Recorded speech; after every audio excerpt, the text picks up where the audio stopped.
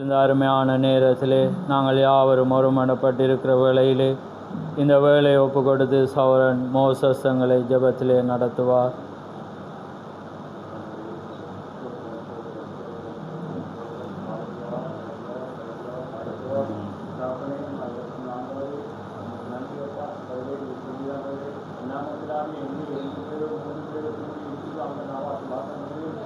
ஆமென்.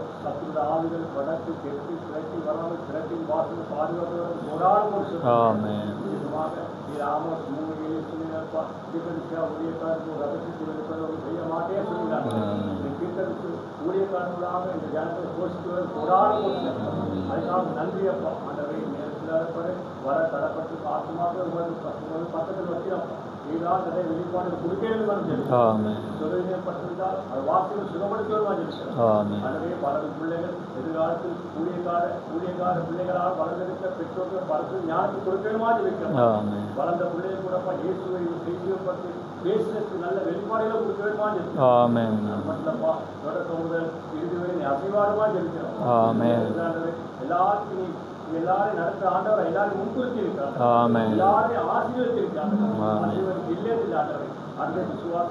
வெளிப்பாடையும் எங்களுக்கு கொடுக்க முடியாது. ஜெபிக்க வெளிப்பாடு தந்தார்கள். கூடாதே ஊழியர்கள் வந்த காலத்திலிருந்து அதிகாலையிலிருந்து அடியிருக்கும் சகோதரிக்கானது இந்த ஜனங்களுக்கு ஊழியர்களுக்கு ஜெபிக்க வெளிப்பாடு தந்தனை கொடாது கொடுத்தார்.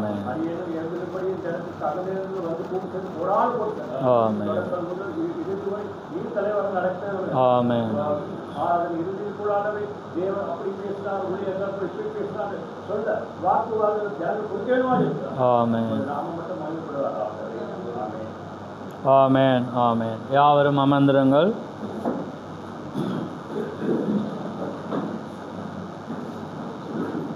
கர்த்தருடைய பரிசுத்த நாமம் மகிமைப்படுவதாக. ஆமென்.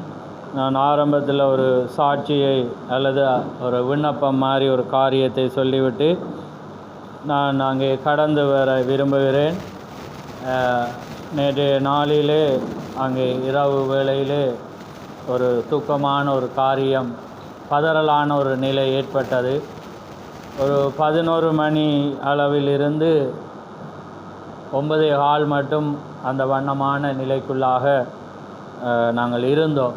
ஏனென்றால் அங்கே சௌரன் எரிக்குடைய மகன் கொட்வின் வந்து 11:15 வீட்டை விட்டு வெளியே அவர் கடந்து போய்விட்டார். அப்போ அதனால் 12 மணியிலிருந்து நாங்கள் விடிய இப்போ மட்டும் நாங்கள் தொடர்ந்து அதுக்காக நாங்கள் ஜெபித்து காரியங்களை செய்து கொண்டிருந்தோம். அவர் அப்பாவை தேடி ட்ரிங்கோக்கு வருகிறதாக அங்கே வெளிக்கிட்டு தன்னுடைய காய்ச்சட்டையோட உடுப்புகளை எடுத்து அப்படியான ஒரு பதறலான ஒரு காரியம் வந்து இந்த நேரங்களிலே அது ஏற்பட்டிருக்கின்றது.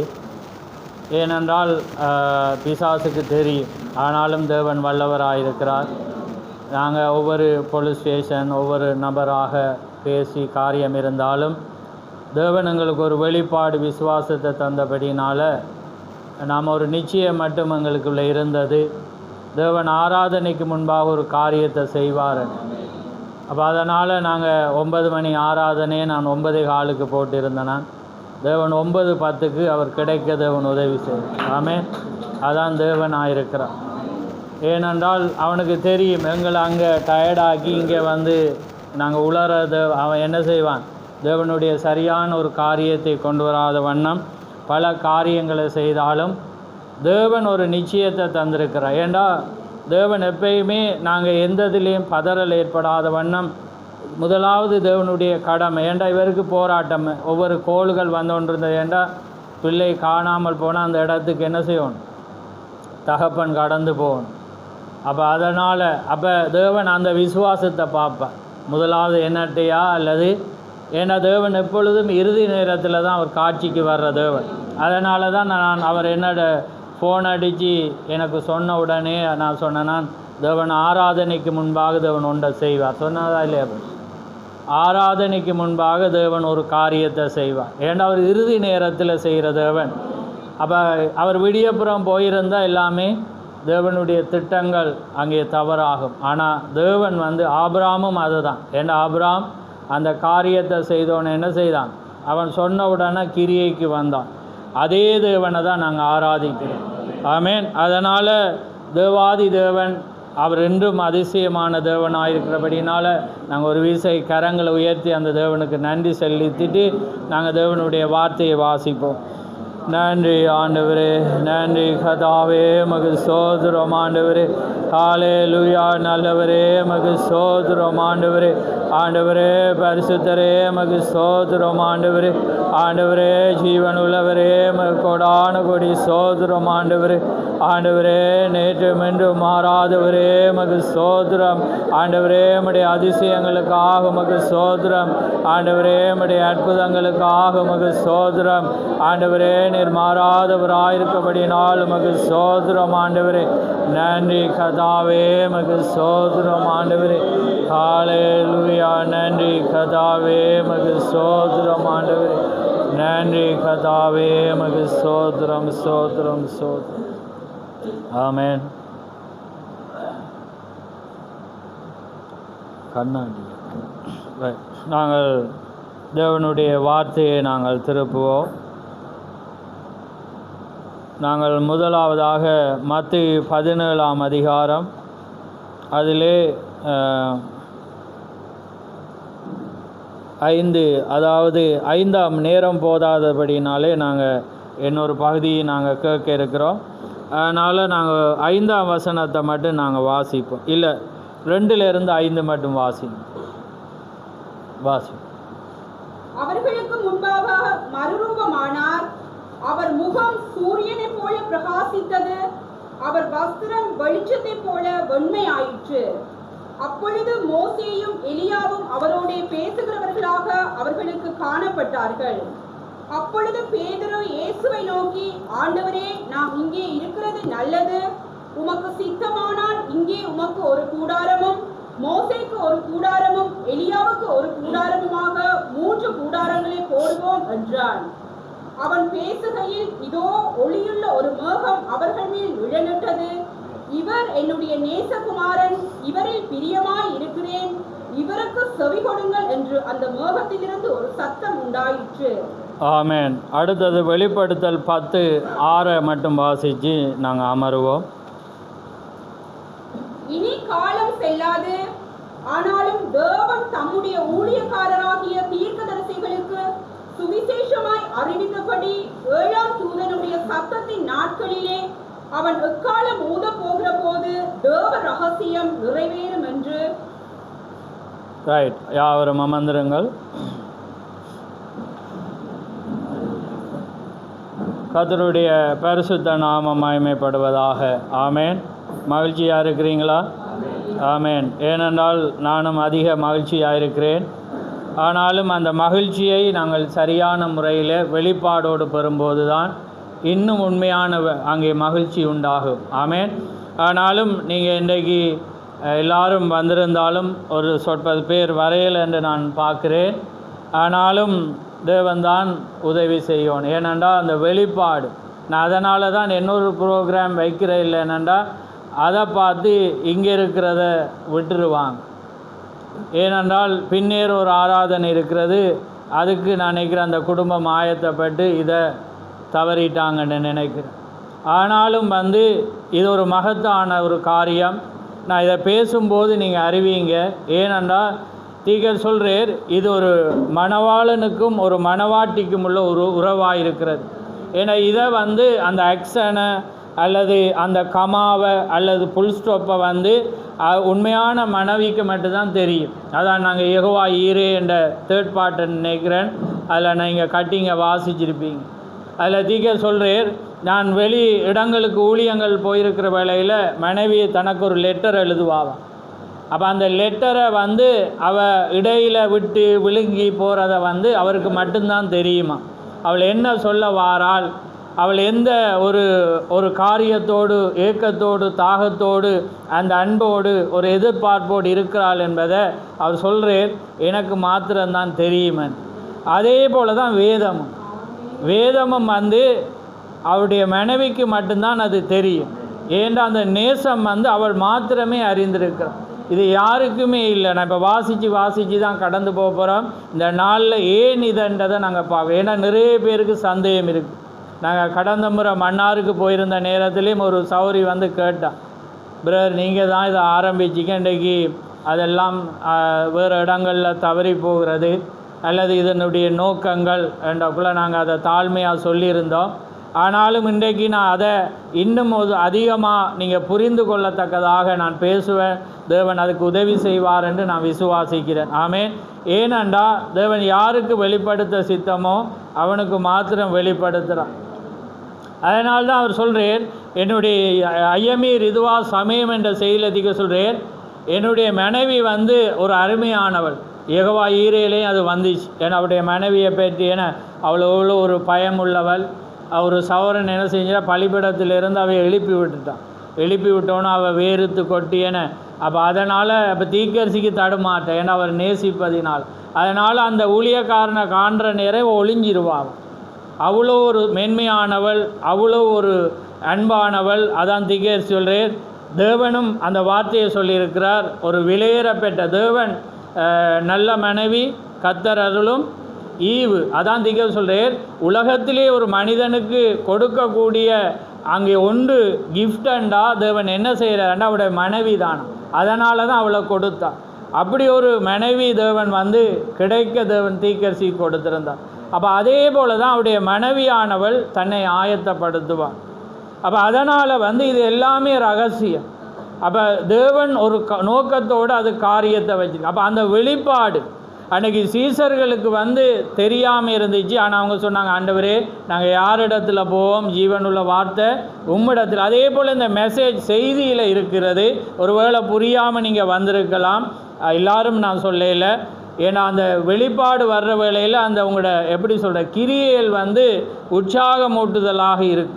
அப்போ நேற்றைய நாளில் அதிக சந்தோஷம். அதில் எங்களோட ரெபேக்காலும் வந்து இணைஞ்சிட்டா. ஏன்னா அப்போ அவர் நேற்றும் வந்து இன்றைக்கு பகல் மேலியாக வந்து எங்களுடைய தங்கி பலர் உதவி செய்தீங்க, வேலை செய்தீங்க, நிறைய காரியங்கள் உங்களுக்கு சாப்பாட்டுக்கு பிறகும் நிறைய பேர் ஒவ்வொன்றாக வாங்கி கொண்டு வந்திருக்கிறாங்க. அப்போ அதனால் இந்த ஆகாரத்தை புசிச்சுட்டு நீங்கள் அதுக்கு போங்க. ஆமென்.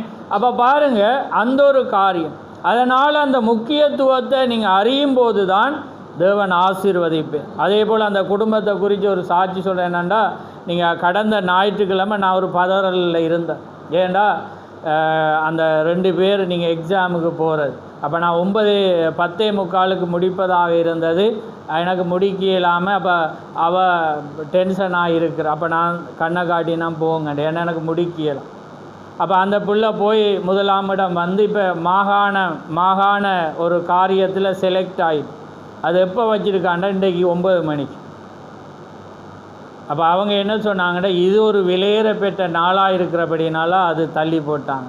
தேவனை நாங்கள் முதல் சந்திக்க வரணுமெண்டா மாகாண மட்டத்தில் போகிற பிள்ளை இதண்டா உங்களோட பிள்ளைகள் கிளாஸோ அல்லது மற்ற காரியமெண்டா நீங்கள் குடும்பமாக வராமல் காரியங்களாக வராமல் இருப்பீங்கண்டா அதுக்கு நீங்கள் தான் என்ன செய்யணும், காரியங்களை வந்து சொல்லணும். இன்றைக்கி நிறைய பேர் அது இல்லை.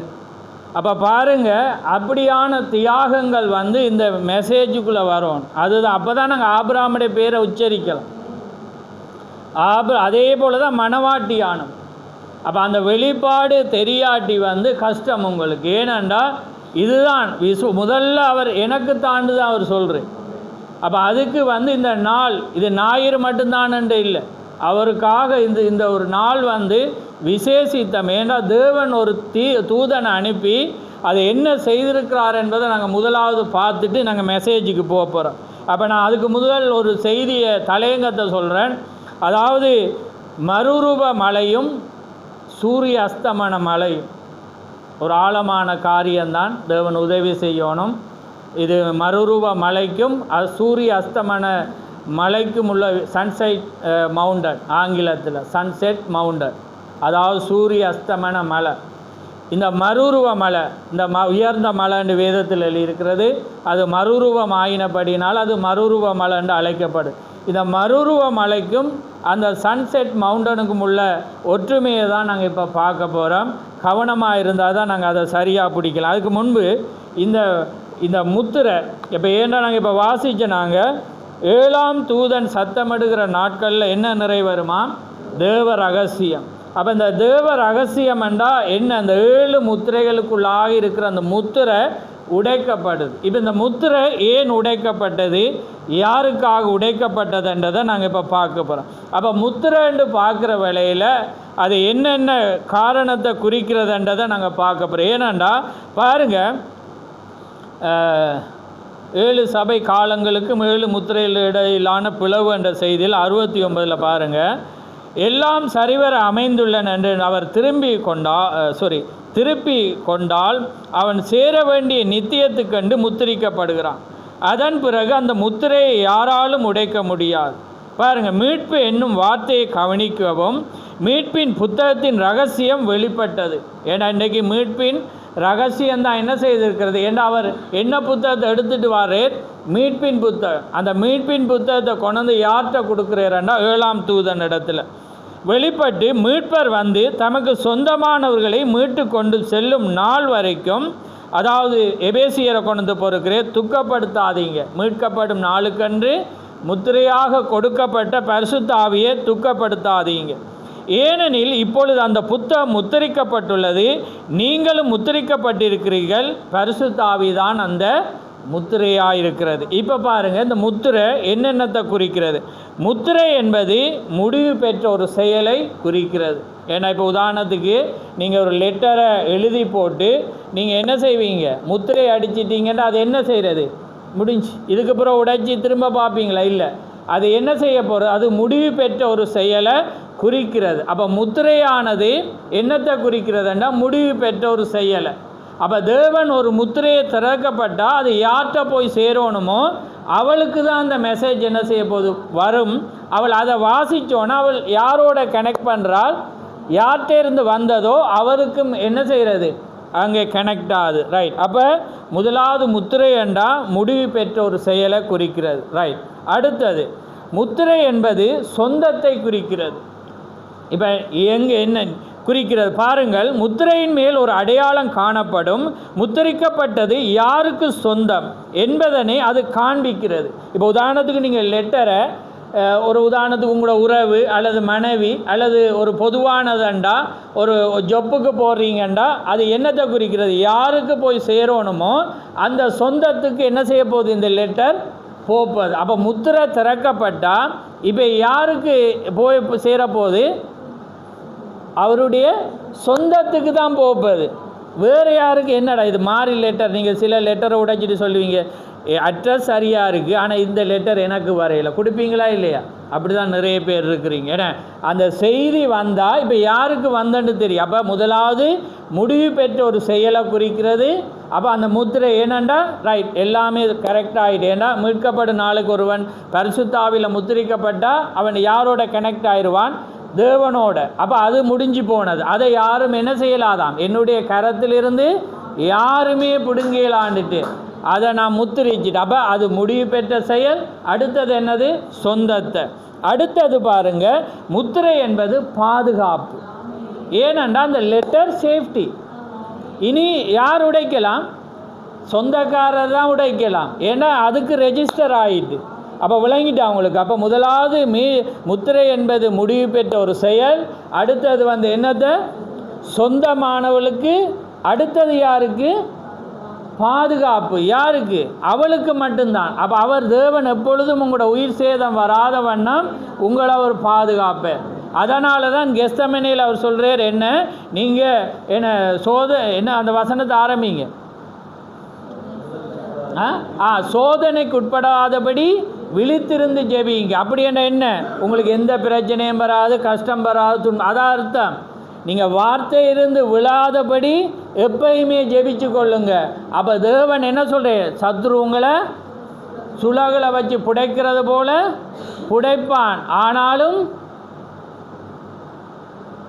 உங்கள் விசுவாசம் ஒளிந்து போகாதபடி ஊழியக்காரன் உங்களுக்காக. அப்படியா? இல்லை. அப்போ நான் உங்களுக்காக வேண்டிக் கொள்கிறேன். அப்போ யார் இப்போ எங்களுக்கு ஜெபிக்கிறது? சொல்லுங்கள். தேவன் தான் உங்களுக்கு ஜெபி, அவர் தான் பரிந்து பேசுகிறவர், அவர் தான் பாதுகாப்பு. ஆமென். அவர் ஒரு மனிதனுக்குள்ளே இருந்தால் உங்களை பாதுகாத்து, அதான் பாதுகாப்பு. இப்போ விளங்கிட்டா? இப்போ இந்த மெசேஜ் இப்போ வந்துட்டு, அப்போ இதை யாராவது தவிக்க இயலாது. ஏன்னா அந்த முத்திரை வந்தது நோக்கம் யார்கிட்ட வருது? லெட்டர் யாருக்கு வருது? சொந்தமானவருக்கு. ஏன்னா அப்போ வருது யாரை பாதுகாக்க வருது? மனவாட்டி. ஏன்னா சோதனைக்குட்படாது. அடுத்தது வந்து யாருக்கு வருதுண்டா? முடிவு பெற்ற நாங்கள் இனி கலஸ். சரியா? அப்போ யாரோடண்டா? உலகத்துக்கு இல்லை, தேவனோட எங்களுக்கு சம்பந்தம். இதுக்கு பிறகு நீங்கள் புலவிட்டான சரிப்படுத்தினால அவர் பிளட் இருக்கும், அவர் தான் இருப்பார், அதான் தேவனாக இருக்கிறார். ஆமென். அப்போ அதனால தான் அவர் எவனுடையதை எண்ணாமல் இருக்கிறார், அவன் பாக்கியவன். ஏன்னா அவன் முத்திரிச்சிட்டான், அவன் வரப்போகிறது அவர் அறிஞ்சிட்டு. அதான் நாங்கள் யெகோவா ஜீரேல் அவர் சொல்கிறார்.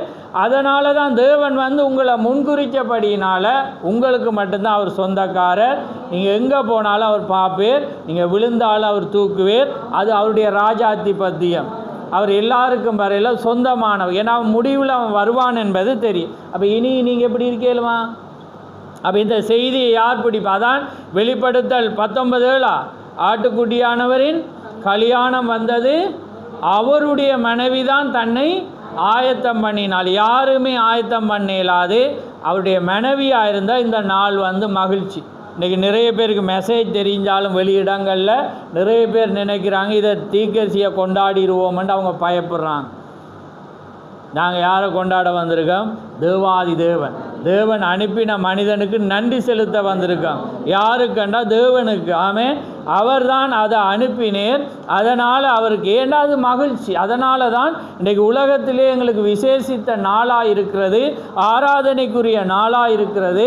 ஏனென்றா தேவன் இந்த மனிதனை எங்களுக்கு அனுப்பினதுக்காக. அதுக்கு நாங்கள் நன்றியுள்ளவர்களாக இருக்கணும். ஏனென்றா அந்த மனிதன் மூலம்தான் செய்தி வரும். ஏன்னா தேவன் ஒரு கருவியை வச்சிருக்கிறபடினால அவர் ஒரு கருவி மாத்திரமே. ஆமென். அதனால தான் தேவன் என்ன செய்கிறேன்டா, அதை அனுப்பியிருக்க யாருக்கண்டா? அவருடைய சொந்தமானவருக்கு தான் இந்த லெட்டர் வந்துட்டு. இப்போ இந்த லெட்டரை படிக்க எனக்கும் உங்களுக்கும் ஆவலாக இருக்குது. நான் படிச்சிட்டேன், அதனால் நான் சந்தோஷமாக இருக்குது. நீங்கள் படிக்காட்டி நீங்கள் படித்து பார்த்தா உங்களுக்கும் சந்தோஷம். அது எந்த லவ் லெட்டர் வந்திருக்குது எனக்கும் தேவனுக்கு. அப்போ அவர ரகசியத்தை நீங்கள் என்ன செய்வீங்க? அறிவீங்க. அப்போ ரைட். அப்போ இப்போ உங்களுக்கு விளங்கிட்டு ரைட். அப்போ பாதுகாப்பு என்பதா நித்திய பாதுகாப்பு. நம்பிக்கை கொள்ளாதவரே ஒரு முத்திரை முத்திரிக்கப்பட்டு அது சேர வேண்டிய இடத்தை அடையும் வரைக்கும் பாதுகாக்கப்படும் என்பதை அடையாளமாக இருக்கிறது. அது சேர வேண்டிய இடம் மட்டும் உங்களுக்கு எந்த பிரச்சனையும் வராது, எந்த துன்பம் வராது. அப்படி உங்களோட ஆத்மாவை கொண்டு போவேன். நான் மரித்தாலும் நான் அங்கே போவேன். அதனால தான் பவுல் அதை கண்டுட்டு சொல்கிறான், மரணமே உன் கூரங்கே, பாதாளமே உன் ஜெயமங்கே. ஏன்னா நான் அங்கே போகிறேன், நான் முத்திரிக்கப்பட்டுட்டேன். நாமே அந்த நிச்சயம் பெறும். பிசாசு அதான் திக சொல்லேன், பிசாசு என்னை இவ்விதம் செய்ய தூண்டினான் என்று ஜனங்கள் என்னிடம் கூறுவதுண்டு. இந்த ஸ்ரீகசில ஜனமன் சொல்லுவான், பிசாசு என்ன பிரதர் கோவிக்க வச்சுட்டானே, ஏன்னா எனக்கு டக்கண்டு கோபம் வந்துட்டு ஏன்னா அப்படின்னு சொல்லுவானா. பிசாசு என்னை இவ்விதம் செய்ய தூண்டினான் என்று ஜனங்கள் என்னிடம் கூறுவதுண்டு. இல்லை இல்லை, பிசாசு உங்களை தூண்டவில்லை, நீங்கள் பரிசுத்த ஆவியினால் முத்திரிக்கப்படவில்லை. விளங்குதா? பிசாசு தூண்டே இல்லை, நீங்கள் முத்திரிக்கப்படையில்லை. அப்போ அவன் தூண்டுவான். நாமே ஏனண்டா முத்திரிச்சிருந்தா நீங்கள் என்னவா மாறிட்டீங்க? அப்படியே கம்ப்ளீட் ஆகிட்டீங்க, அவர கட்டுப்பாட்டுக்குள்ளே வந்துட்டீங்க. அப்போ அதனால் திக்கரிசி இந்த ஐயமீரில் சொல்கிறேன், நான் எப்பொழுதோ தேவனுக்குள்ளே என்னையே அர்ப்பணித்து விட்டுட்டேன். அதனால் என்னுடைய மனைவி நான் என்ன சொன்னாலும் நம்பிடுவாளாம். நான் அங்கே போக மாட்டேன், அங்கே போவாளாம், இங்கே போவேண்டா வர. ஏண்டா அவள் என்ன நம்புகிறாள்? நான் தேவனை நம்புகிறேன். அப்போ அந்த விசுவாசம் ஒரு சபைக்கு ஒரு பின்பற்ற ஒரு மனிதனை வரும் வரைக்கும் கஷ்டம். ஏண்டா அவர் எதை சொன்னாலும் சரியாக இருக்கு. அதான் மரியாளு கொடுத்த கிளியோட மரியாள் என்ன சொன்னான் சொல்லுங்க? அவர் உங்களுக்கு என்ன சொல்கிறாரோ அவரை சொல்ல கேடுங்க. ஏன்னா அவர் சொல்லிட்டேன, மரியாளே உனக்கும் எனக்கு, ஸ்திரீயே உனக்கும் எனக்கும் என்னோட கிளி விழுந்துச்சு. அப்போ உடனே அவன் என்ன சொல்கிறா? அடுத்த கட்டம் சொல்கிறா, தேவன் என்ன சொல்கிறாரோ அவர் என்ன சொல்கிறாரோ நீங்கள் அதன்படி நடங்க. அப்போ அந்த நிலைக்கு ஒரு சபை, ஒரு மனைவி, ஒரு குடும்ப தலைவனுக்கு வர மட்டும் கஷ்டம். இல்லாட்டி அது என்ன செய்யும்? காரியங்களை போகும். நீங்கள் பரிசுத்த ஆவியினாலே முத்திரிக்கப்படவில்லை என்று தான் அர்த்தம். ஏனென்றால் நீங்கள் பரிசுத்தாவினாலே முத்தரிக்கப்படும் போது அவன் வெளியே சென்று மறுபடியும் உள்ளே வராதபடி தேவனால் தடை செய்யப்படுகிறான். நீங்கள் வெளியே போகலை, இனி நீங்கள் முயற்சித்தாலும் போகலை. ஏன்னா அவர் என்ன செஞ்சிட்டே உங்களை பாதுகாக்கிற. இப்போ நீங்கள் போகணுமென்று அவர் தடை செஞ்சிடுவேன், உங்களை போகணும். அதான் பவுல் சொல்கிறான், எனக்கு ஆசை இருந்தாலும் நான் போகாதபடி தேவன் என்னை தடை பண்ணினார். அதான் கிறிஸ்துவினால் கட்டப்பட்ட பவுல் என்ற ஒரு செய்தியை தீக்க சொல்கிறேன். இப்போ அடுத்ததை வாசிச்சுட்டு செய்திக்கு நாங்கள் போக போகிறோம். என்ன, நான் செய்திக்கு வரையில் அப்போ பாருங்கள், அடுத்தது 137 அவர் சொல்கிறேன். ஏன்னா நாங்கள் இது என்னன்னு பார்க்கணும். ஆனால் நான் மீட்கப்பட்ட பின்பு நான் இனிமேல் எதையும் தானாக தெரிந்து கொள்ள விரும்பதில்லை. அப்போ நீங்கள் இந்த மெசேஜ் வந்து தேவன் உங்களை மீட்டுட்டேன்றதை வந்தால் நீங்கள் என்ன செஞ்சிருவீங்க? நான் அங்கே போகிறேன்ன்ற நிச்சயம் வந்திருந்தானே, லெட்டர் உங்களுக்கு வந்துட்டு.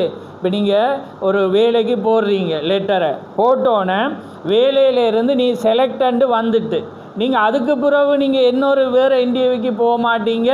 நீங்கள் என்ன செய்ய மாட்டீங்க? அதுக்குரிய ஆயத்தத்தை என்ன செய்வீங்க? ஆயத்தப்படிங்க. அப்படி தானே? நீங்கள் சும்மா சாதாரண போட்டு சம்பளம் குறை வேண்டாம், கூடதுக்கு போடுவீங்க. இது இப்போ வந்த லெட்டர் வந்து என்ன, பேங்க் வட்டியை விட என்ன கூட, என்ன அது வந்து 10 மடங்கு கூட. அதே நேரம் வந்து நோய் இல்லை, வியாதி இல்லை, துன்பம் இல்லை, கஷ்டம் இல்லை, கண்ணீர் இல்லை, என்ன மொட்டை இல்லை, தட்டை எதுவுமே இல்லை, எல்லாமே சிமாட்டாக ஏன்னா தேஞ்சி போகாதபடி அப்படியே இருக்கிற ஒரு அழகு இல்லை. அப்போ உடனே நீங்கள் வேறு எதை செலக்ட் பண்ணுவீங்களா? அந்த லெட்டர் வந்தோடனே நீங்கள் என்ன செஞ்சிருவீங்க? அதுக்குரிய தட்டுமுட்டு சாமானெல்லாம் எடுத்து ரெடி பண்ணிடுவீங்க. ஓமா இல்லையான்னு சொல்லுங்கள். ரைட். அப்போ பாருங்கள், ஆனால் ஒரு மீட்கப்பட்ட பின்னர் நான் இனிமேல் எதையும் தானாக தெரிந்து கொள்ள விரும்பதில்லை, அவர் தெரிந்து கொள்ளுதலையே நான் விரும்புகிறேன். ஆமேன். இப்பொழுது ஆதாமும் ஏவாளும் தாமாகவே தெரிந்து கொள்ள விரும்பினர். ஞானத்தை பெற்றுக்கொள்வதனால் என்ன நேரிடும் என்று காண அவர்கள் விளைந்தனர். அவர்கள் அதை ஆராய முற்பட்டு அதன் விளைவால் மரணம் எய்தனர். 97வது பந்தியில், ஒரு மனிதன் மீட்கப்பட்ட பின்பர் அவன் கல்வியறிவை பெற வேண்டும் என்று அவன் கவலை கொள்வதில்லை. அவன் உலகத்தின் காரியங்களுக்காக, உலகத்தின் ஞானத்திற்காகவும் இனி ஒருபோதும் கவலையுற்றுவதில்லை. அவன் தன் சுயமாக எதையும் தெரிந்து கொள்ள முயல்வதில்லை. கிறிஸ்துவை அவன் தெரிந்து கொண்டான். ஏன்னா எல்லாமே ஞானத்திட எல்லாத்திட ஊர்த்தை நீங்கள் தெரிஞ்சு கொண்டபடினால உங்களுக்கு என்ன வேணுமோ அவர் தருவேன். அப்போ அதனால் அவன் மீட்கப்பட்டுட்டானண்டா எதையும் என்ன செய்ய மாட்டான், தானாக ஆண்டவரே நீர் தாரு நான் பெறுறேன், நீர் எதை செய்ய விரும்புகிறேன்டா அவற்றை எல்லாம் இருக்குது, சகலம் இருக்குது. அப்போ அதுதான் இன்றைக்கு நானும் நீங்களும் மீட்கப்பட்டு இருக்கிறோம்டா நாங்கள் அப்படி தான் நடப்போம். இன்றைக்கு நான் நடக்காட்டியும் நீங்கள் நடக்காட்டியும் நாங்கள் இன்னுமே என்ன செய்யப்படையில்லை, மீட்கப்படையில்லை. ஒருவேளை அவருடைய ஆதி தினத்தில் இருக்கலாம், நாளைக்கு நான் மாறுவேன் இருக்கலாம், அல்லது அடுத்த வருஷம் மாறுவேன் இருக்கலாம். ஆனால் இன்றைக்கு நான் இல்லை. அந்த அர்த்தத்தை சொல்கிறேன், விளங்குது? அதே போல் ஏண்டா நாங்கள் அந்த மீட்கப்படுற பரிசுத்தாவியை பெற்றுட்டோம்டா அந்த லெட்டர் சரியான அந்த நபரிடமிருந்து சீலடித்து வந்துட்டேன்டா நான் எதையுமே தெரிவு செய்ய மாட்டேன். நாளைக்கு அவர் வந்தால் நான் எப்படி இருப்பேன் என்ற ஆயத்தத்தோடு தான் இருப்பேன். ஆமேன். அதனால் தேவன் ஒரு காலத்தை வச்சிருந்தா அவருடைய கிருபையின்படி நான் அதை செய்ய ரெடி. ஆனாலும் நாளை வருவாரண்டா நான் அதுக்கு ஆயத்தமாக இருக்கிறது தான் நான் முதலாவது தேடுவேன். ஏனென்றா அதுதான் காரியமாக இருக்குது. ஆமேன். அதுதான் தேவனுடைய காரியம். அப்போ அதையும் வாசிச்சிட்டேன். ரைட்.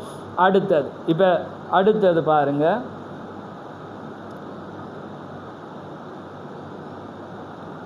வேதவத்து 186 வாசிப்போம்.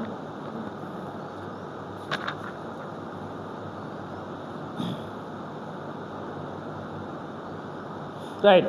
இதை இப்போ யார்கிட்ட அனுப்புகிறன்றதை பார்ப்போம். ஆனால் முதல் காரியம் என்னவெனில், உலகத் தோற்றத்துக்கு முன்பே அடிக்கப்பட்ட ஆட்டுக்குட்டியானவரே அந்த மீட்பின் பிரதிநிதித்துவம். யார் அப்போ மீட்பர்? இயேசு கிறிஸ்து. ரைட்.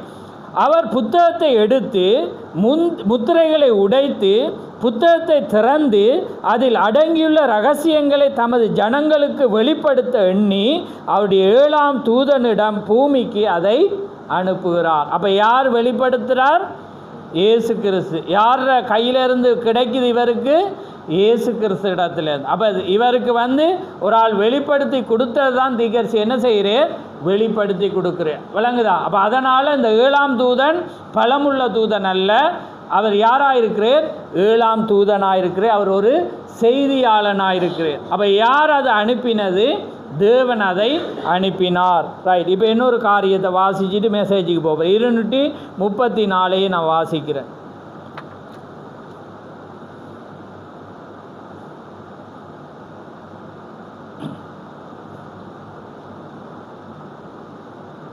ரைட். 151வது பந்தியில் 234வது பக்கத்தில், இக்கடைசி காலத்தில் முத்திரை உண்மையாகவே உடைக்கப்படும் போது அது வெளியாகும். அந்த முத்திரை யாருக்கு உடைக்கப்படுகிறது? கிறிஸ்துவுக்கு அல்ல, சபைக்கு. விளங்குது? அப்போ இந்த முத்திரை யாருக்கு உடைக்கப்படுது? யாருக்கு? சபைக்கு. இப்பொழுது இதை கவனியுங்கள். ஓ என்ன, அது எனக்கு நடுக்கத்தை அளிக்கிறது. நான் தான் கூறுவதன் அர்த்தத்தை சபை உண்மையாகவே புரிந்து கொள்ளும் என்று நம்புகிறேன். நீங்கள் அதை புரிந்து கொள்வீர்கள் என்பதால் நான் உங்களை மணவாட்டி என்று அழைக்கப் போகிறேன். இப்போ அவர் சொல்கிற யாருக்கு அது உடைக்குதான்? கிறிஸ்துக்கல்ல, சபைக்கு. அப்போ அதை நீங்கள் விசுவாசிக்கிறபடினால நான் உங்களை ஒன்று அழைக்க விரும்புகிறேன். என்னையா? மணவாட்டியன். யாருக்கு அப்போ இந்த மெசேஜ்? மணவாட்டிக்கு. அப்போ மற்றவங்க சொல்கிறத நீங்கள் என்ன செய்யக்கூடாது? கிரகிக்கக்கூடாது. உங்களுக்கு தெரியும் நான் யார் ஆராதிக்க போகிறேன், நான் எதுக்காக ஆராதிக்க போகிறேன், நான் ஏன் மகிழ்ச்சியாக இருக்கிறேன் என்பது உங்களுக்கு தான் தெரியும். ஏன்னா வெளிப்பாடை யாருக்கும் சொல்லி கொடுக்கலாம். அது அந்த மனிதனுக்கும் அது தேவனுக்கும் உள்ள ஒரு காரியமாக இருக்கிறது. அதில் இடையில் வரக்குள்ளங்கிட்ட இந்த சிந்தையை கொடுத்துடக்கூடாது. கொடுத்தா கலஸ் அங்கே சர்ப்பம் என்ன செஞ்சிடும்? அந்த விதையை வச்சிருவான். அதனால் அப்பாலே போ சாத்தானே. உங்களுக்கு ரெவலேஷன் வெளிப்பாடு தெரியும் தானே? திக சொல்ல விசுவாசம் என்பது வெளிப்பாடாக இருக்கிறது. அப்போ வெளிப்பாடு என்ன? தேவன் என்ன ஒரு தூதன் அனுப்பினால் அந்த நாள் யாருக்கு என்றால் எனக்கு தான். எனக்கு கொடுக்கும்படியாக இந்த தூதன் என்றால் என்ன அர்த்தம்? தீக்கர்சி என்றால் செய்தியாளன். தூதன் என்று இன்னொரு அர்த்தம். அப்போ இந்த தூதனிடத்தில் எனக்கு ஒரு லெட்டரை போஸ்ட்மேனுக்கு என்ன செஞ்சிருக்கிறார்? அனுப்பியிருக்கிறார். அவர் மூலம் எனக்கு வந்திருக்கு. இப்போ விளங்கிட்டாங்களுக்கு இதுதான் அர்த்தம். அப்போ இதை தெரியாதவங்க என்ன செய்வாங்க? தடுமாறுவாங்க. ரைட். நான் இப்போ செய்திக்கு போகிறேன். அப்போ இப்போ பாருங்கள், இப்போ என்னையாம் 6 நாளைக்கு பிற்பாடு இயேசு எங்கே போகிறாராம்? உயர்ந்த மலைக்கு போகிறார். உயர்ந்த மலைக்கு போன பிற்பாடு என்ன நடக்குதாம்? என்ன நடக்குது? உயர்ந்த மலைக்கு போன பிற்பாடு என்ன செய்கிறார்? அங்கே அவர் என்ன செய்கிறார்? மறுரூபமாகிறார். மறுரூபமாகினோன்னு என்ன நடக்குது என்றா, மேகம் வந்து ஒன்று என்ன செய்கிறது? அவரை வட்டமிடுகிறது. மேகம் வந்து அவரை சூழுகிறது. அப்போ எப்பயுமே வேதத்தில் எல்லாமே சர்ச் பண்ணி பார்த்தீங்கன்னா எப்பெல்லாம் தேவன் வருகிறாரோ அப்பெல்லாம் என்ன வரும்? மேகம் வரும். அப்போ இந்த மேகம் என்னத்துக்கு அடையாளமாக இருக்குது? அவருடைய வருகைக்கு. அதால தான் ரகசிய வருகையிட ஒரு பாட்டு என்ன செஞ்சுட்டு எங்களுக்கு நிறைவேற்றி. இப்போ ஸ்தாபனம் என்ன சொல்ல, அவர் ரகசியமாக வரப்போறேன். அவங்க டிவியில் காட்டுவாங்க என்ன, அப்போ காரியங்கள் வரப்போகிற தேவன் வருவேன்ட்டு எல்லாமே உடுப்பெல்லாம் கீழே இருக்கு, ஆக்கள் சடண்டு போகிற மாதிரி அது நடக்கும். ஆனால் அதுக்கு முன்பு தேவன் வந்த பாட்டு அவங்களுக்கு தெரியாது. அப்போ அந்த பாட்டு நிறைவேறணுமெண்டா இந்த பாட்டை ஒரு மனிதன் அறிஞ்சிருக்கணும். ஏன்டா லெட்டர் இருந்தால் உள்ளே விடுவான். அப்போ அந்த தூதனை நீ காணாமல், அந்த செய்தி உன்னை ஆயத்தப்படுத்தாமல், என்ன டாக்குமெண்ட் உனக்கு கொண்டு போகணுமென்று தெரியாட்டி நீ அங்கே என்ன செய்வா? ரிஜெக்ட் ஆயிடுவா. அப்போ அதனால் பாருங்கள் அது நடக்க போகுது. அப்போ இப்போ இது எப்படி சம்பவிச்சுன்றதை நாங்கள் இப்போ பார்க்க போகிறோம். அப்போ என்ன நடக்குதுண்டா, தீக்கர்சி 1962ஆம் ஆண்டு 6 ஜூனியர் ஜாக்சன் முதலாவது காண்றார். அதில் இருந்து மொத்தம் 6 பேர் சொப்பனம் காண்றாங்க. அந்த சொப்பனம் ஏற்கனவே நான் பிரசங்கிச்சிருக்கேன். இப்போ டைம் இல்லாதபடி நான் கடந்து போகிறேன். 6வது சொப்பனத்தை யார் காண்ற? நான் ஏற்கனவே ஸ்டெஃபி என்ற ஒரு பெண் வயதான ஒரு மூதாட்டி என்ன செய்கிறா? காண்றா. அந்த சொப்பனத்தை அவருக்கு சொல்கிறா. அந்த சொப்பனத்தின் முடிவில் நீர் எங்கே போகணுமா? மேற்கு போகணும். அப்போ மேற்கு போகணுமென்று என்ன செய்யப்படுகிறது? அந்த சத்தமானது என்ன செய்யப்படுது? அங்கே சொல்லப்படுகிறது. அதனால் இவர் என்ன செய்கிறாரண்டா, அந்த இடத்துக்கு அங்கே போகிற வேளையில் ஒரு நபர் இருக்கிறாராம். அந்த நபர் கேட்குறேன், நான் உனக்கு என்ன செய்யணும், உனக்காக என்ன செய்யணும் என்று கிட்ட போய் பார்க்குற வேளையில் அது யாரா? தென்பட்டிக்கு அது தீக்கர்சி என்பதை அவள் காண்ற. அப்போ அவள் என்ன செய்கிற, ஒரு சொப்பனத்தை அவருக்கு வெளிப்படுத்தின பிற்பாடு அவர் சொல்கிறார், நான் அந்த முடிவில் வந்து நீர் மேற்கே போவதாக. அப்போ இவருக்கு ஒரு கன்ஃபியூஸ், என் 6 பேருக்கும் என்ன நடக்குது, தேவன் மேற்கில் தான் அதை காண்பிக்குது. அப்போ அடுத்ததுக்கு பிற்பாடு அவர் அப்படி இருக்கும்போது என்ன நடக்குதுண்டா, இவர் 7வது, அதான் 6 சொப்பனமும் 7வது தரிசனம் என்று நான் உங்களுக்கு பிரசங்கிச்சிருக்கேன். அப்போ அதில் என்ன நடக்குதுண்டா, இவர் ஒரு காரியத்தை வந்து இவர் என்ன செய்கிற, தரிசனம் காண்ற வேளையில் என்ன நடக்குதுண்டா, இவரும் அவருடைய ஜோசேப்பும் என்ன செய்கிறாங்கண்டா இருக்கிற வேளையில் அவர் என்ன நடக்குதுண்டா, ஒரு பாரிய என்ன செய்கிறது, ஒரு வெடிச்சத்தம் உண்டார். இவர் என்ன செஞ்சிட்டு பயந்துட்டு பெரிய வெடிச்சத்தம். அப்போ உடனே இவருக்கு என்ன செய்கிறது, பயந்து கொண்டு இருக்கிற வேளையில் அவர் என்ன செய்கிறாருண்டா, ஒரு வேகத்தில் வந்து ஒரு சிறு குருவி வர்ற மாதிரி பிரமிட் வடிவில் ஒன்று பறந்து வந்து அது அப்படி எங்கே போகுதுண்டா, மேற்கு போகிறத காண்று. அப்படியே கண்டு கொஞ்ச நேரத்தில் பார்க்குற வேளையில் அதை விட ஒரு பெரிதான ஒரு பறவை என்ன செய்கிறது, வி ஷேப்பில் வந்து பிரமிட் வடிவில் அது வேகமாக பறந்து வந்து அதுவும் எங்கே போகுதுண்டா, மேற்கு போகிறத அவர் பார்த்தோன்னு இருக்கக்குள்ளே தான் என்ன நடக்கிறதுண்டா, இந்த வெடி சத்தம் ஏற்பட்ட பிற்பாடு பார்க்குறேன், மின்னல் வேகத்தில் என்ன வருதுண்டா, பிரமிட் வடிவில் வந்து 7 தூதர்கள் என்ன செய்கிறாங்க வந்து இவர் அப்படியே என்ன செய்கிறாங்க மேலே கொண்டு போகிறத வந்து இவர் என்ன செய்கிறார் பார்க்குறத வந்து என்ன நடக்குதுண்டா, இவர் தரிசனத்தில் வெடிச்சத்தோட இவர் என்ன செய்கிறார், பயப்பட்டோன்னு அந்த காரியம் என்ன செய்கிறது, கடந்து போகுது. கடந்து பிற்பாட்டோன்னு இவருக்கு பயங்கர பயம் வந்தோன்னே இவர் என்ன செய்கிறார், ஜெபிக்கிற வேளையில் இவருக்கு என்ன நடந்துட்டு, ஒரு வேளை இது என்னுடைய மரணமாக இருக்கலாம். அப்போ அந்த மரணமாக இருக்கலாம் என்ற ஒரு பயத்தில் அவர் ஜெபிக்கிற வேளையில் அவர் ஆண்டவர்கிட்ட கேட்குற, ஆண்டவரே ஒருவேளை என்னுடைய மரணமாக இருக்குமானா நீர் என்ன செய்யணுமெண்டா, உம்முடைய வல்லமையை வந்து எனக்கு காண்பிக்கும். அப்போ காண்பிக்கணுமென்று பார்க்குற வேளையில் பார்த்தீங்கன்னா தேவன் எந்த அறிகுறியும் வரையது. அதுக்கு பிற்பாடு அவர் சொல்கிறார், ஒரு வேளை என்னுடைய மரணம் இல்லைண்டா என்னிடத்தில் வந்து உங்களோட வல்லமையை நீர் என்ன செய்யணும், காண்பிக்கணுமென்றக்குள்ளே பார்த்தீங்கன்னா அவரோட வல்லமை வந்தோடனே இவருக்கு ஒரு நிம்மதி. அப்படி என்றால் எனக்கு மரணம் இல்லை, தேவன் ஏதோ ஒரு காரியத்தை என்ன செய்ய போகிறேன், சொல்ல போகிறேன் என, அல்லது ஏதோ ஒரு ஊழியத்தில் ஒரு கட்டம் வந்து நிறைவேற போகிறது என்ற சிந்தியோடு என்ன செய்கிறேன், இவர் கடந்து போயோன்றிருக்கக்குள்ளே இவர் என்ன செய்கிறாருண்டா திரும்ப என்ன செய்கிறார் என்றாலும் மன காரியங்கள். அப்போ அதுக்கு பிற்பாடு அவர் என்ன செய்கிறாருண்டா, ஜெபிக்கிற வேளையில் தேவன் என்ன சொல்கிறாருண்டா, நீ எங்கே போ, சபினா கானியா என்ற இடத்துக்கு என்ன செய், அந்த மலைக்கு நீ கடந்து போன்னு சொல்கிற. அப்போ சத்தம் ஒன்று உண்டாகிற வேளையில் இவர் என்ன செய்கிற, அந்த மலையில் போயிட்டு அவர் இருந்துட்டு என்ன செய்கிற, கரத்தை உயர்த்தி ஜெபிச்சு கொண்டிருக்கக்குள்ள என்ன நடக்குது, ஒரு பட்டயமானது அவருடைய கரங்களில் வந்து விழுகுது.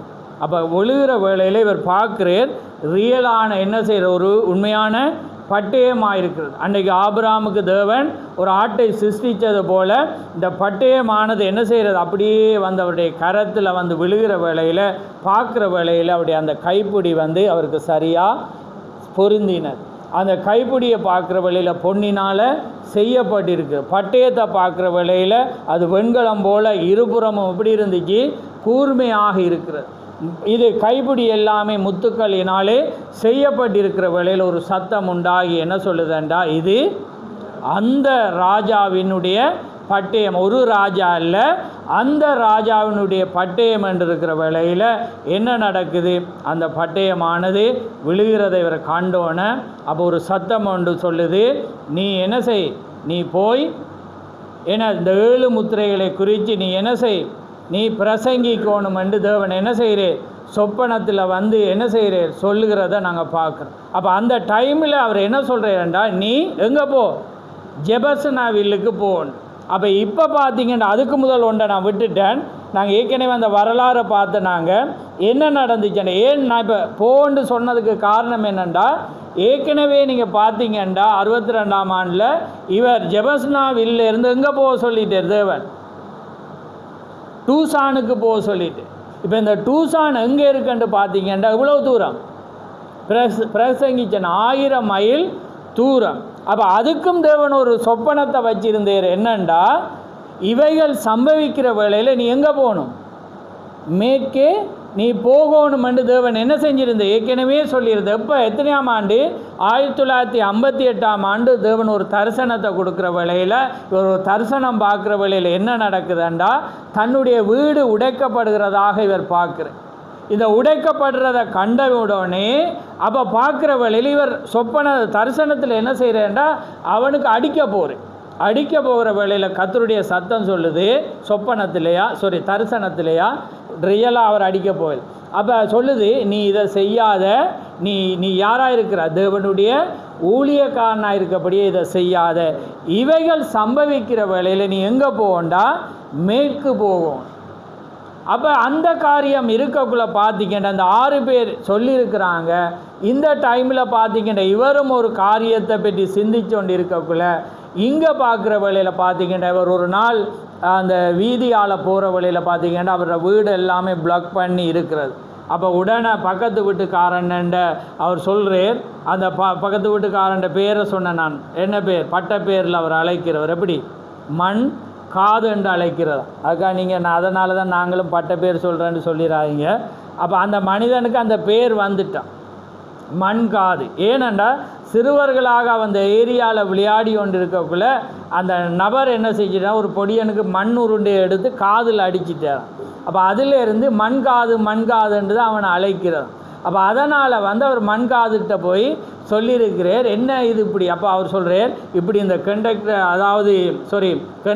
எடுத்தவர் என்ன செஞ்சிட்டேரண்டா, என்னோட வீடில் பாதி போகுது, ஆனால் உங்களோட வீடு முழுமையாக போகும்படி அவன் வேணுமென்று அந்த பிளானை போட்டு உங்களோட வீடை உடைக்க போகிறான் என்று அவர் சொல்லிட்டு.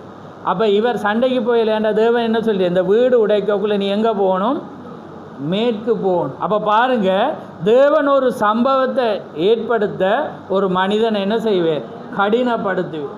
ஏனென்றா அவர் அங்கே போகணும். அப்போ அங்கே போக்குள்ள பார்த்தீங்கண்டா போகிற வேளையில் தான் இவர் சபினா காணியாண்ட இடத்துக்கு மலைக்கு என்ன செய்கிறார், அந்த இடத்துக்கு அங்கே போகிறார். அப்போ பாருங்கள், தேவன் இங்கே இருக்கிற ஜெபஸ்னாவில் இருக்கிற தேவனை நீங்கள் அறியணுமென்றதுக்காக இதை பேசிட்டு போகிறேன்னா, ஜெபஸ்னாவில் இருக்கிற மலையில் போய் நீ 1000 மைல் போகாமல் இருந்து இங்கேயே காட்டிட்டு இங்கேயே பிரசங்கின்னு சொல்லிடு. அவர் எங்கே போக சொல்கிறாருண்டா, அந்த மலைக்கு போய் அங்கே நீ என்ன செய்யணும், இது சம்பவிக்கிற வேளையில் அங்கே போகணும். அப்போ அந்த இடத்துல தான் தேவன் என்ன செய்கிறார், இந்த பட்டயமானது விழுகுது. விழக்குள்ளே பார்த்தீங்கன்னா திரும்பவும் இவர் என்ன செய்கிறார், இவருக்கு அந்த வெடிச்சத்த காரியம் சிந்தையில் இருக்கக்குள்ள இவருக்கு இன்னும் அந்த ஏற்கனவே தேவன் காட்டிட்டார், இது உண்ட மரணம் இல்லை என்றாலும் இவருக்கு என்ன செய்கிறது, கன்ஃபியூஸாக இருக்கிற வேளையில் என்ன நடக்குதுண்டா, ஜெபிச்சோண்டே அவர் இருக்கிற வேளையில் இவர் என்ன செய்கிறார், அதுக்கு பிற்பாடு அவருக்கு சரியான காரியம் இல்லை. அதுக்கு பிற்பாடு இந்த பட்டயம் விழுந்தோன்னே இவருக்கு இன்னொரு நிம்மதி வந்துட்டு. அதுக்கு பிற்பாடு என்ன நடக்கிறதுண்டா, இவர் 1963ஆம் ஆண்டு ஜனவரி மாதம் இந்த பண்டிகை வேட்டைக்காக இவர் போகிறார். எங்கே போகிறாருண்டா, சூரிய அஸ்தமனம் மலைக்கு இவர் என்ன செய்கிறார், அங்கே கடந்து போகிற வேளையில் அங்கே பார்த்தீங்கன்னா இவரோட நார்மன் என்ற ஒரு நண்பரும் சாத்மன் என்ற ஒரு நண்பரும் என்ன செய்கிறாங்க, 3 பேராக சேர்ந்து அந்த மலைக்கு போகிறாங்க. மலைக்கு போகிற வேளையில் என்ன நடக்குதுண்டா, பண்டிகள் கூட்டமாக காட்டு பண்டிகை வேட்டையாடுறதுக்கு இவர் எப்பயுமே தீக்கரிசி காடுகளோடு இருந்து வேட்டையாடுறது இவர விருப்பமாக இருந்தது. அதனால் இவர் வேட்டையாடி பாருங்கள், இந்த சம்பவம் நடந்துட்டு. அப்போ அடுத்த பாருங்கள், அதுக்கு முன்பு பாருங்கள் ஒரு காரியத்தை நான் சொல்ல விரும்புகிறேன். அப்போ அந்த டைம் அந்த பட்டயம் விழுந்தோன்னே தீக்கரிசி ஒரு அறிவித்தலை விடுறார் பாருங்கள். மார்ச் மாதம் 17ஆம் தேதியிலிருந்து 24ஆம் தேதி மட்டும் இந்த 7 முத்திரையின் ரகசியத்தை குறித்ததான கூட்டம் என்ன செஞ்சுட்டு அறிவித்தலை கொடுத்துட்டு, ஆனால் இந்த முழுமையான தீக்கரிசனம் என்ன செய்யலை, இன்னும் நிறைவேறல. ஆனால் தேவனால் என்ன செய்கிற, இவர் வழி நடத்தப்பட்டு அந்த காரியத்தை குறித்து பேசுது. அதே நேரம் 62ஆம் ஆண்டு டிசம்பர் மாதம் ஐயமீர் இதுவா சமயம் என்ற செய்தியில் வெளிப்படுத்தல் இப்போ நாங்கள் வாசித்த 10:1-7 மட்டும் விவரிக்கிறேன்.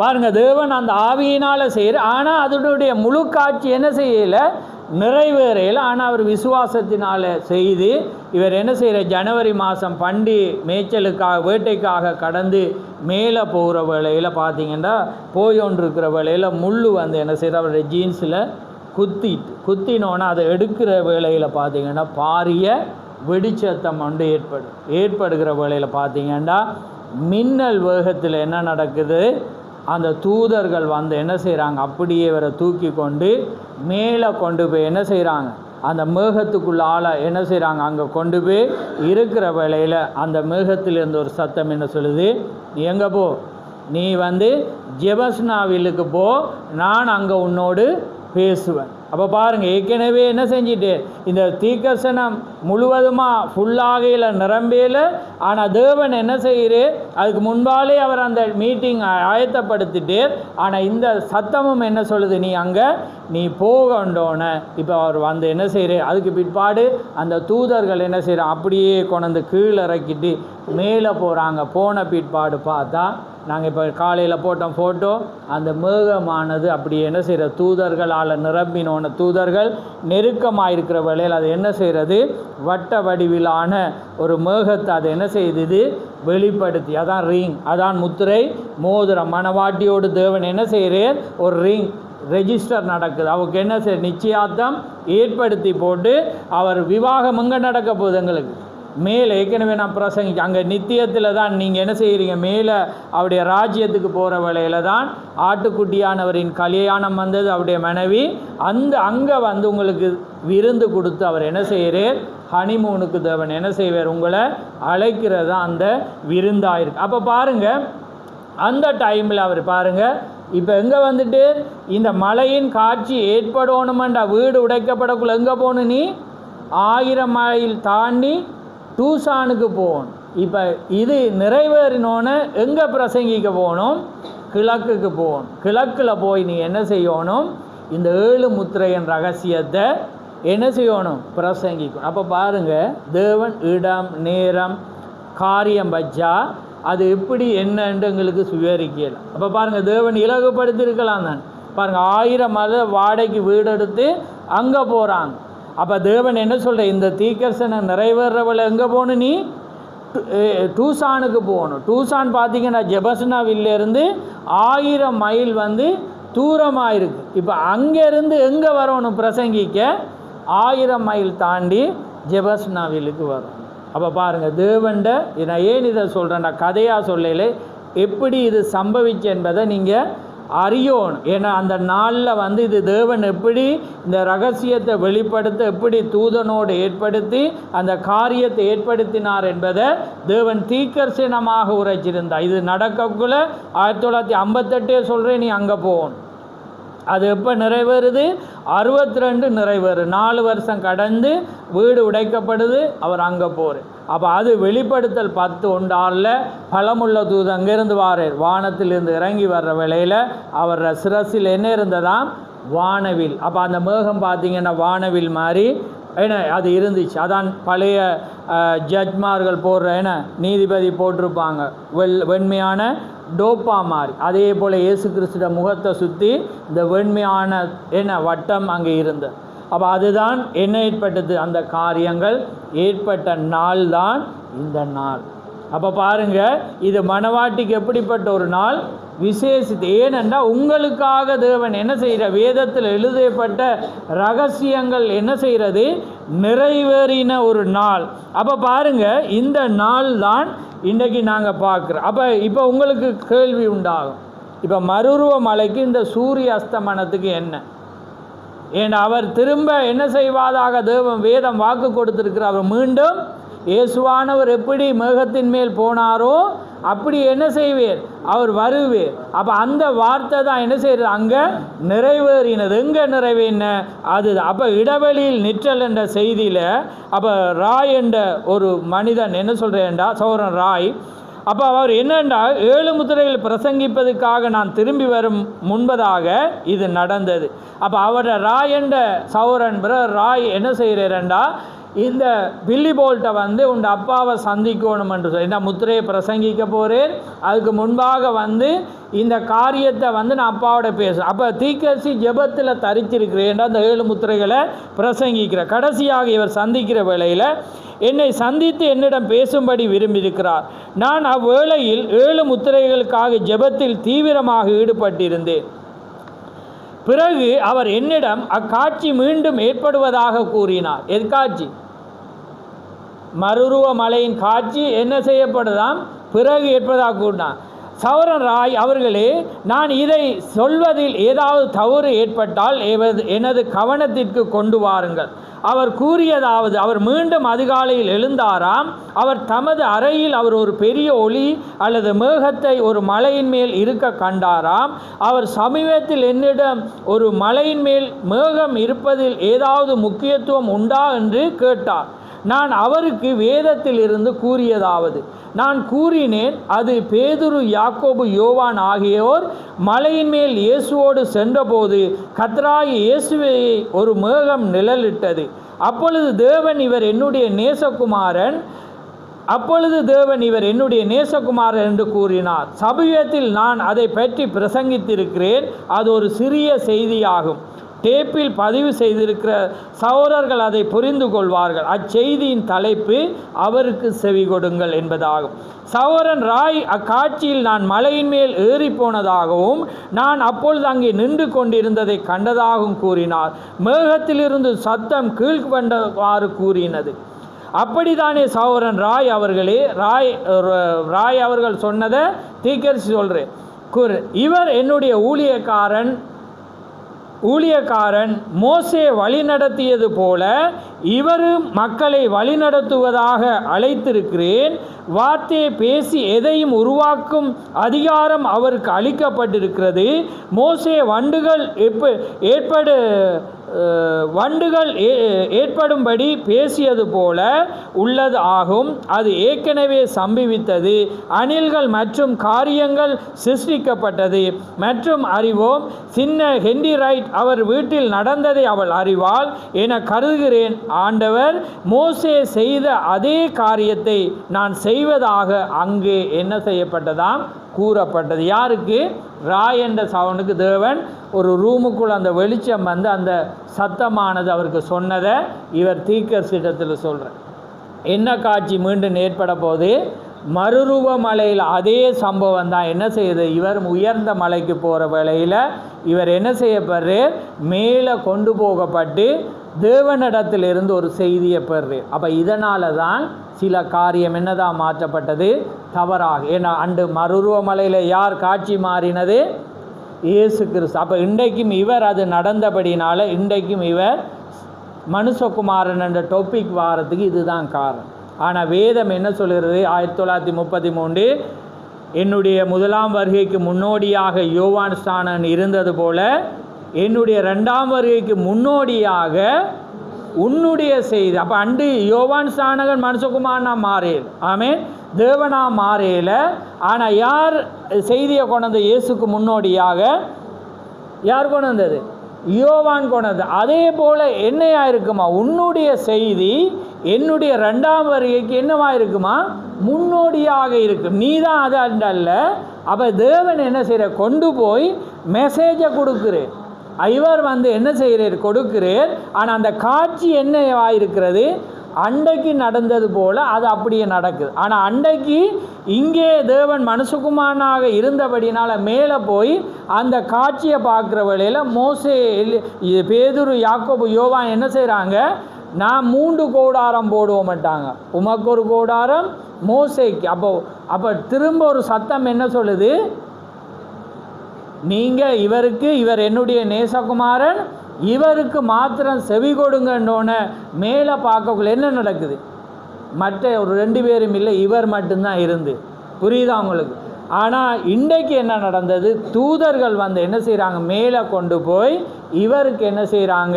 தேவனிடத்திலிருந்து புத்தகத்தை செய்தியை கொடுத்து கீழே வாரதான் இந்த மலையின் காட்சி. ஆமென்.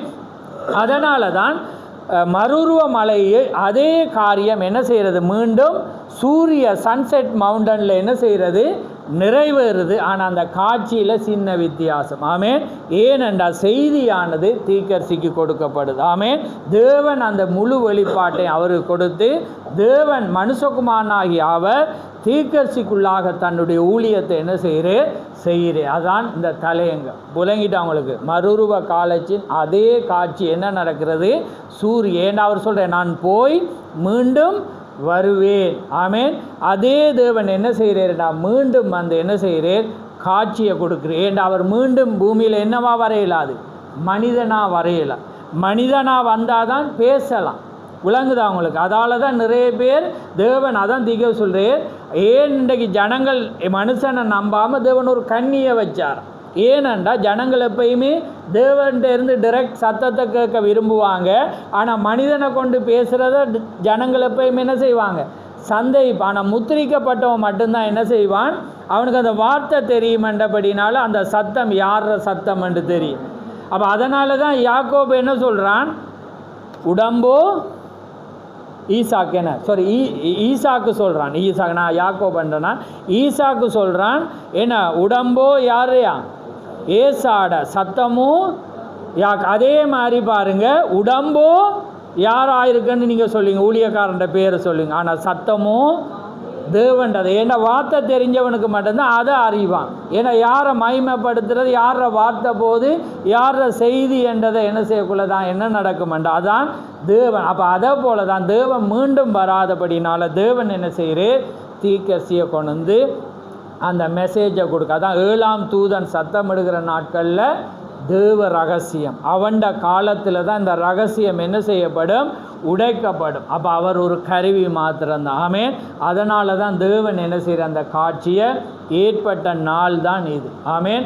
அதனால தான் எங்களுக்கு விசேஷம். ஏன்னா இந்த செய்தி வராட்டி எந்த பேரும் உங்களோட பேரும் முத்திரிக்கப்படாது. இப்போ இந்த முத்திரை திறக்கப்பட்டதுனால என்ன நடந்திருக்கண்டா, எந்த பேரும் உங்களோட பேரும் வந்து வெளிப்பட்டிருக்கு. ஏன்னா அந்த செய்தியை நீங்கள் ஏற்றுக்கொள்கிறீங்க, அந்த செய்தியோடு உங்களை ஆராய்ஞ்சு பார்க்குறீங்க, அந்த செய்தியோடு நீங்கள் என்ன செய்கிறீங்க, உங்களை அலங்கரிக்கிறீங்க.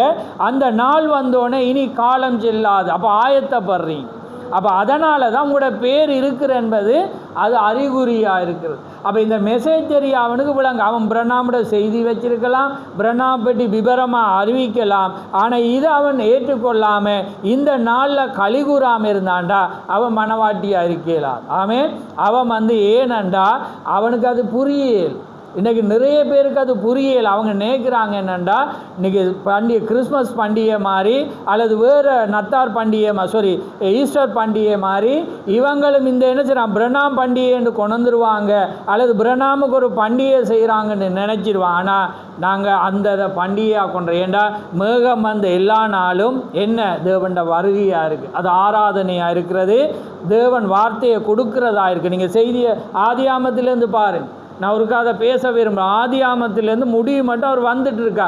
வர்ற நேரம் எல்லாம் பார்த்தீங்கன்னா இதுதான் நடக்குது. தேவன் இறங்கி வர்றதான் அவருடைய வருகையாக இருக்குது. ஏதாவது ஒன்றை கொடுக்க அவர் எப்பயுமே இறங்கி வருவார். அப்போ இன்றைக்கு மெசேஜை கொடுக்க அவர் தான் இறங்கி வந்தார். ஆனால் பூமிக்கு கால் வைக்கலாம். ஏண்டா அவர் வச்சா அவர் வார்த்தை மாறுறவர் ஆயிடுவேன். ஏண்டா அவர் இனி வரணுமெண்டா எப்படி வருவேர், ஆட்சி புரியதான் வருவேர். ஏன்னா சன் ஆஃப் டேவிட், அவன் தாவீதின் குமாரனாக பூமியில் வர்ற வேளையில் மணவாட்டியானவர் போய் அவருக்கு கிரீடத்தை வைப்பார். ஆமேன். அந்த வைக்கிற வேளையில் தான் அவர் ஆட்சி செய்ய. இப்போ வருவேர்னா வேதமே பிழைச்சி போய்.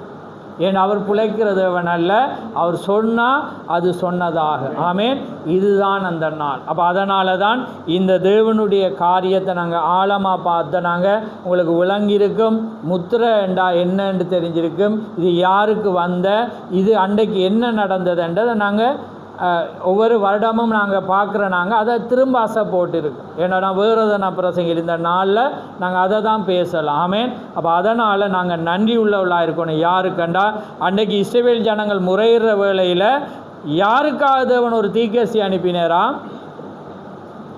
ஆபிரகாமை நினைவுந்து தான் மோசையை அனுப்புகிறேன். ஏனண்டா அவன் வந்து அவனுக்கு உண்மையாக இருந்தபடினால அவனுக்காக என்ன செய்கிறேன், ஆபிரகாம் ஒரு வாக்குத்தத்தை கேட்டபடினால ஆபிரகாமுக்கு தேவன் வாக்கு பண்ணியிருந்தார்.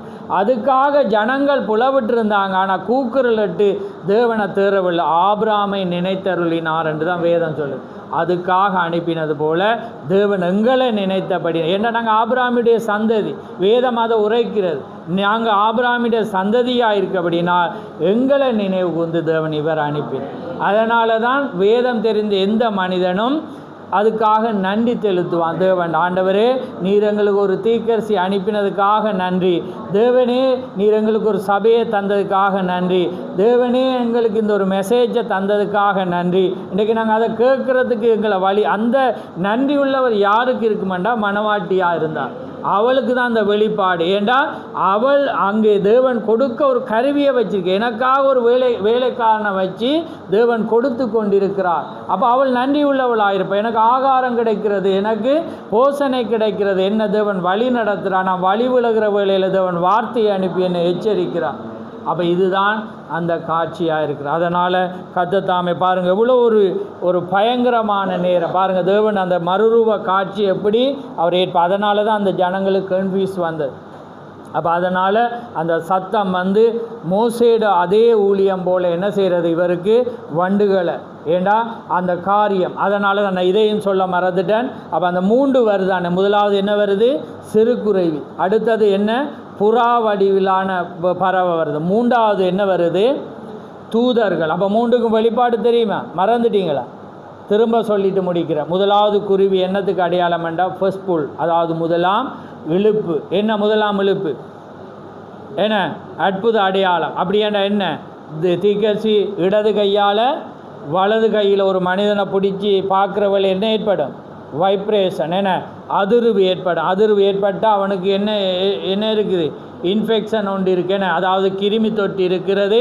அதனால் அந்த வியாதி அவரால் சுகப்படுத்தியும் கண்டுபிடிக்க. அதான் ஃபர்ஸ்ட் புல், முதலாம் இழுப்பு. அதான் அந்த குருவி, அதுக்கு தான் அடையாளம் வி ஷேப்பில். 2வது என்ன, புறா வடிவில், என்னது அதுக்கு அடையாளம், செகண்ட் புல், 2ஆம் இழுப்பு. என்னது, இருதயத்தின் பகுத்தறிகிற. ஏன்னா ஒரு மனிதனை அவர் பார்க்கும்போது பேசும்போது என்ன நடக்குது, இருதயத்தில் உள்ள ரகசியத்தை அறிஞ்சு அவனுக்கு யார், நீ எங்கேருந்து வர்றா, அதை அறிஞ்சு உனக்கு வியாதி சுகமாகுமென்று பேசுகிறது தான் 2ஆம். 3வது வார்த்தையை பிரசங்கிக்கிற. ஏண்டா அதுதான் வார்த்தை தேவனிடத்தில், அதான் 7 முத்திரை. அப்போ அந்த 7 முத்திரைகளை குறித்ததான வெளிப்பாடு தெரிஞ்சாதான் ஒரு மனிதன் என்ன செய்யலாம், அந்த அதிகாரத்தை பெறுறான், அந்த ரகசியம் அவனுக்கு தெரியும். அப்போ அதுதான் தேர்ட் புல், வார்த்தையை பிரசங்கிக்கிற. அப்போ இதை யாராலையும் என்ன செய்யலாதான், கேட்கலாம். 2க்கும் வருவாங்க எல்லாரும். 3வது வந்து சகிக்கலாம் இருக்கு, அதான் ஜூதாஸ். அவன் 2க்கு இருந்தான், அபிஷேகம் வரக்குள்ள அவன் இல்லை. வார்த்தையின்படி ஜீவிப்பவள் வந்து மணவாட்டி, அதான் 3வது. அப்போ தேவன் அதை வெளிப்படுத்தி காண்பிக்கிறேன்.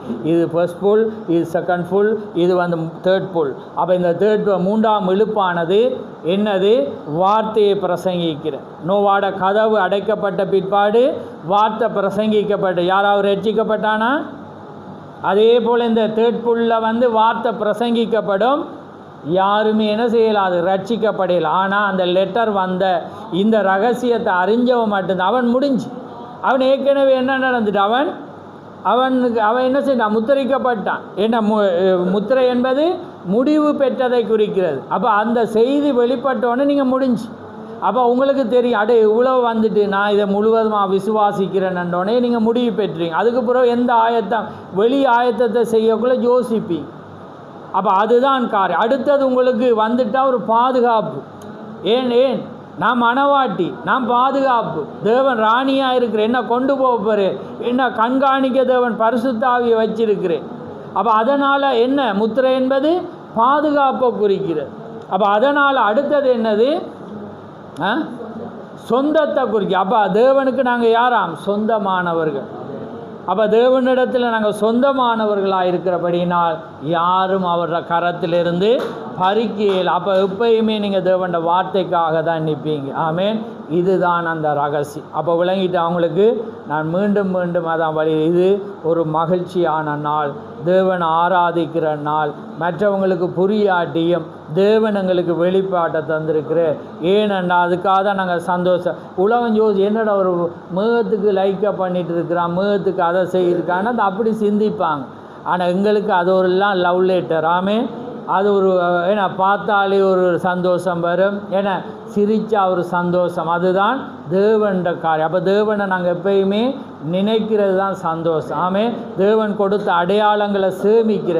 நீங்கள் ஆரம்பத்தில் தெரியும் தானே, ஒரு கிரிக்கெட் பைத்தியம்ண்டா ஸ்டிக்கரை கடந்து எடுத்து அவன் சேர்ப்பான். ஏன்னா அல்லது வேறொரு காரியத்தில் மயங்கினா எல்லாமே அவனுக்கு பொண்ணாக தான் இருக்கும். ஏன்னா அது மாதிரி சேர்க்க துவங்குவான். அப்போ சில பேருக்கு ஹொபி ஒவ்வொன்றில் அது மாதிரி. அப்போ தேவண்ட அடையாளங்கள் வந்தால் இதை நீங்கள் பேசாமல் விடுவீங்களான்னு சொல்லுங்கள் பாபு. அப்போ விளங்குதா? நான் ஏன் உங்களை சொல்கிறேன்னண்டா நீங்கள் அதில் பலப்படுங்க. புரியாட்டி தேவண்ட ஜெபியுங்க. ஏண்டா புரிய யாராலும் வைக்கலாம். ஆமென். தேவனால் மாத்திரம்தான் அவர் புரிய வைக்கணும். அதனால் கர்த்தர் உங்களை ஆசீர்வதிப்பாராக. நாங்கள் இன்னொரு பகுதி, ஏண்டா எங்களுக்கு 12 மணி மட்டும் இருக்குது, அதுக்கு பிற்பாடு உங்களுக்கு ஆகாரம். அதனால் ஒரு பாட்டை பாடி என எழும்பி கொஞ்சம் காற்று போக விட்டு என திரும்ப அமருங்க. இல்லாட்டி உங்களுக்கு நோகும். என அதுக்கு பிற்பாடு இன்னொரு பகுதியை நீங்கள் கேட்டு நாங்கள் நிறைவுக்கு வருவோம்.